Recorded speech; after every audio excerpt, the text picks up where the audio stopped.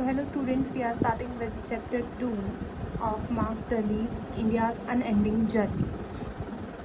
Its title is Marlborough and Education in Absolute. Tully was educated at Marlborough College, a traditional public school. Richard was his friend and headmaster of two schools and ended his career in Marlborough. अब ये Marlboro से बताया गया है कि वो जो Mark टली हैं वो भी वहीं पर पढ़ते थे और उनका एक फ्रेंड था रिचर्ड, वो भी दो स्कूल्स का हेडमास्टर था मार्लबोरो में ही. इसमें वो डिस्कशन भी करता है मैप के बारे में स्कूल के. Chapel was an example of Victorian Gothic architecture. As a student, he was obliged to Chapel. जब वो स्टूडेंट था तो उसको चैपल में भेज दिया गया था. His attitude of not being humble, क्योंकि वो हम्बल नहीं था. देन मार्लबोरो के बारे में थोड़ा सा है कि ये कब फाउंड हुआ था 1843 में for the education of sons of clergy.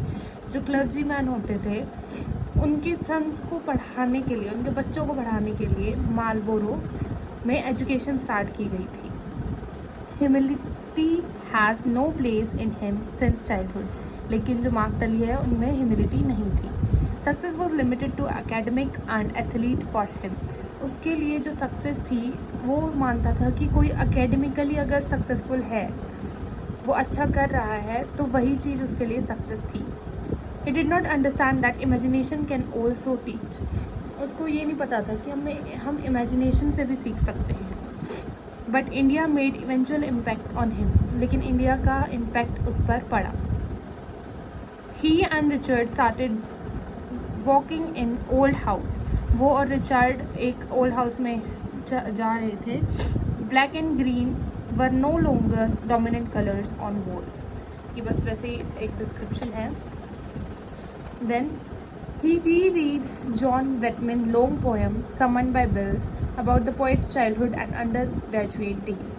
About my tender person comes a voice, an inner voice that calls, be fair, be fair. ये कोटेशन है. इसमें बताया गया है कि उसने वहाँ पर जॉन बेटजमिन की पोएम पढ़ी थी और ये पोइट के चाइल्डहुड के बारे में थी. Then Marlborough was reputed as a tough school but it was less harsh than other public schools. Marlborough के बारे में बताया गया है कि वो एक टफ स्कूल था, लेकिन जो बाकी के पब्लिक स्कूल्स होते हैं उनसे कम हार्श था. Richard share 2 incidents of students regarding bullying. अब इसमें बुलिंग का जो ये इंसिडेंट है ये भी इम्पोर्टेंट है कि वहाँ पर जब रिचर्ड था तो उसने 2 इंसिडेंट फेस किए बुलिंग के. एक तो है जो जूनियर टू सीनियर और सीनियर टू जूनियर.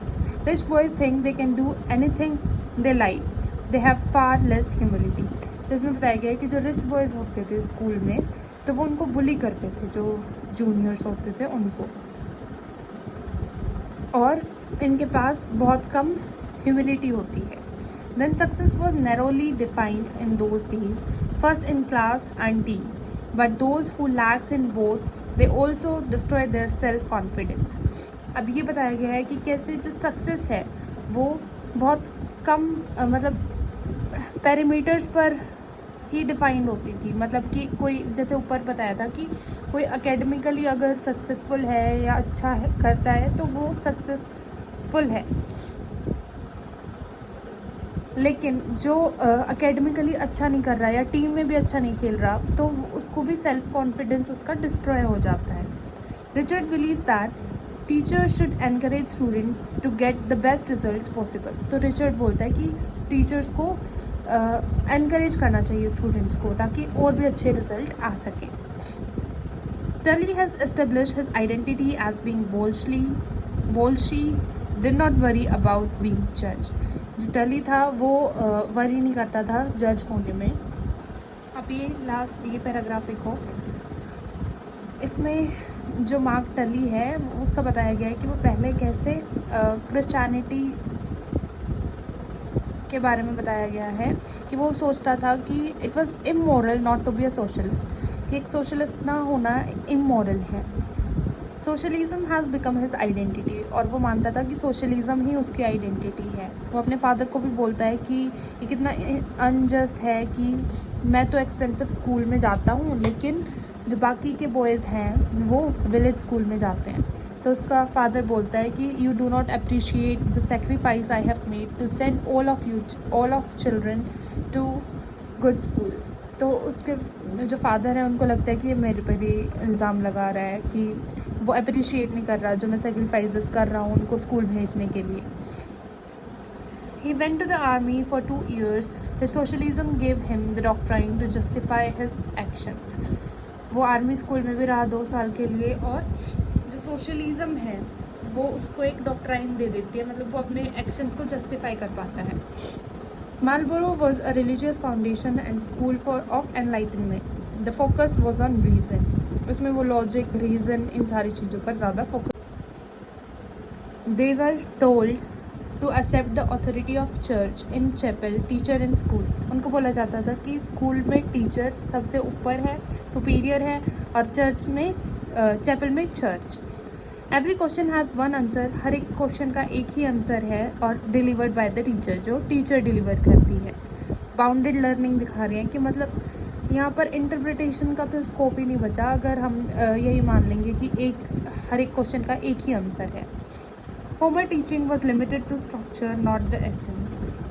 मतलब ये कुछ फैक्ट्स हैं जिनके बारे में वो बात करता है। For the first time Tully realise the importance of balance arguments.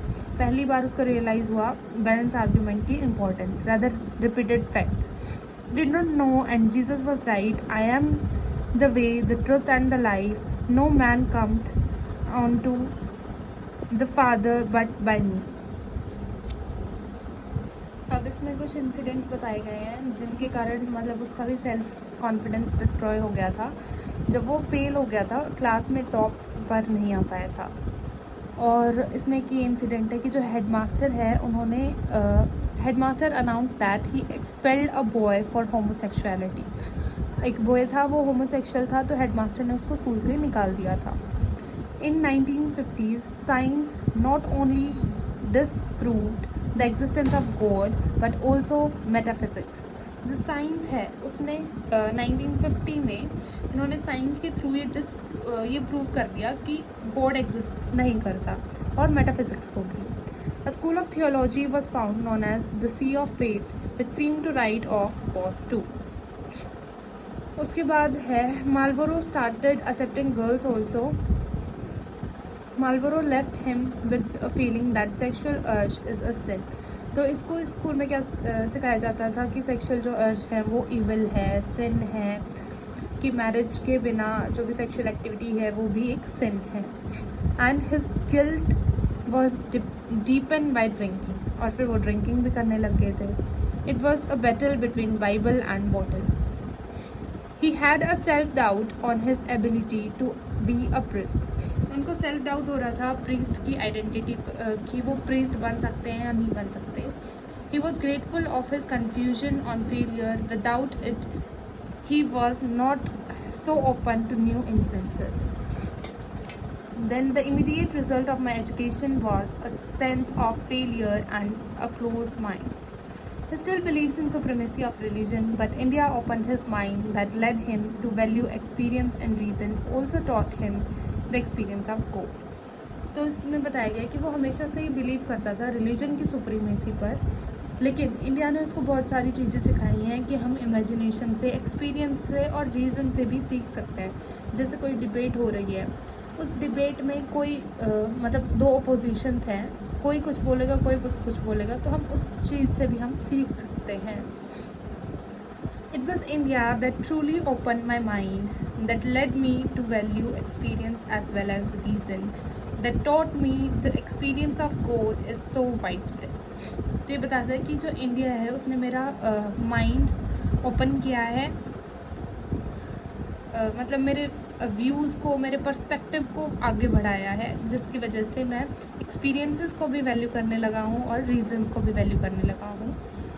It was India that taught me to see my failures and achievement in context, to value humility, to suspect certainty and to seek for the middle path. अब पूरे chapter का crux यहाँ पर निकल के आता है, जिसमें ये बताया गया है कि इंडिया ने मेरे को सिखाया है कि मैं कैसे अपने फेलियर्स को भी एक्सेप्ट करूँ, अपने अचीवमेंट्स को भी, और ह्यूमिलिटी को वैल्यू करूँ, और सस्पेक्ट करो सर्टेनिटी, मतलब वही बात है कि एक क्वेश्चन का एक ही आंसर नहीं होता, कितने भी आंसर हो सकते हैं जितने हम इंटरप्रेट कर सकते हैं उसको। And to seek for the middle path, कि दो फिक्स पाथ नहीं होते, हम मतलब मिडिल पाथ भी चूज़ कर सकते हैं।